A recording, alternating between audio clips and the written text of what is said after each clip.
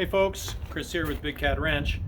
Today I want to talk to you about staining wood and specifically using used engine oil to put a coat on raw lumber. I have here behind me a building that I recently put together. This is board and batten cedar. I milled the wood myself, so it's all rough cut. And I also have here an example of this board here is just raw. That's the way it came off the mill, and so you can kind of see the contrast. I want to give you three things that reasons that I would say it might not be a great idea, and then three upsides. So three downsides and three upsides. So first of all, the three potential downsides. The first thing I would say is that it is quite messy to work with. It's it's going to drip and going to leave some mess on the ground. It's just unavoidable. So it's messy. You're gonna obviously have a bit of a film on it. It doesn't dry super fast. So it's just going to be a bit of a mess. The second thing I would say as a potential downside is that you don't have a choice with color.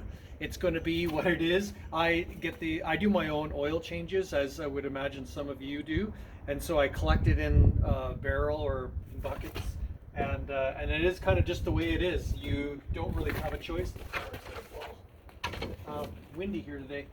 You're just going to get what you get, and so some people might not like the color. I love the natural color of this wood. It's got a lot of character to it, in my opinion. And so when doing this, it kind of takes some of that away. So that is a bit of a downside.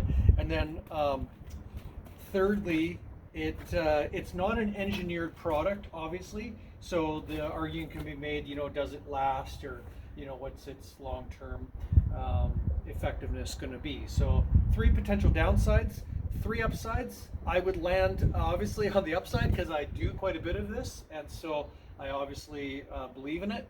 But first thing, it's just if you're doing your own oil changes, you have so much of this available. You can just keep it in a bucket or a few jugs or whatever, and when you have to paint fence posts, or maybe I even do picnic tables and just let them sit for a while, it soaks in.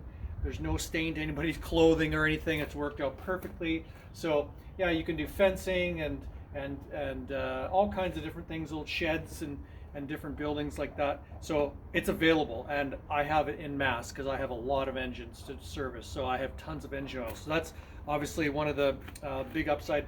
The second thing I would say as far as a positive is that it works. I have had this in a number of different scenarios in weather, different climates and different humidity ranges and things like that. It works. Yes, you do have to re-stain once in a while, but you do to anything anyway. So it's an effective product. And I would say the third positive and the biggest for me is that it's just economical. Engineered stain is so expensive these days that it's a huge expense to have to stain even a small shed like this. You're going to be spending hundreds of dollars if you're going to do a couple coats and do it right. So it's just really expensive to buy the engineered stains. And if you do, like I said, do your own oil changes or have somebody that does them, and of somebody, you can get this for virtually for free if you do it yourself. You did pay for it obviously when you bought the oil, but hey, you have it, you use it. It's just a great economic choice. It makes a lot of sense. So those are the three things that I think are potential downsides and three potential upsides. Let me know in the comments below. Thanks for watching, and we can have a discussion in the comments if you so choose. Awesome. Have a great day.